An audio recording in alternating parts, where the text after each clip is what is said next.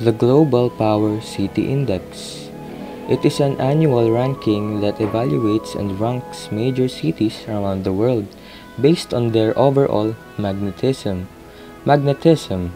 This is their ability to attract people, capital, and enterprises all around the world. The GPCI is developed by the Mori Memorial Foundation's Institute for Urban Strategies in Japan. The features of Global Power City Index or GPCI. Number 1. As opposed to limiting the ranking to particular areas of research such as finance and livability, the GPCI focuses on a wide variety of functions in order to assess and rank the global potential and comprehensive power of city. Number 2.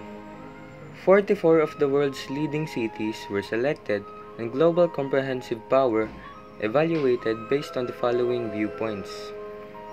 6 main functions representing the city strength: the economy, research and development, cultural interaction, livability, environment, and accessibility.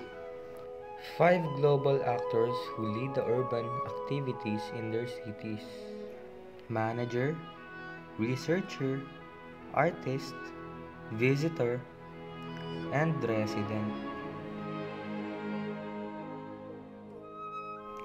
The GPCI reveals the strengths and weaknesses of each city and at the same time uncovers problems that need to be overcome.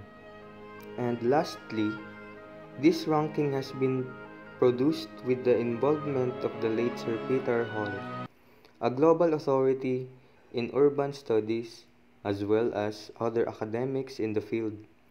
It has been reviewed by third parties, all international experts from both the public and private sectors.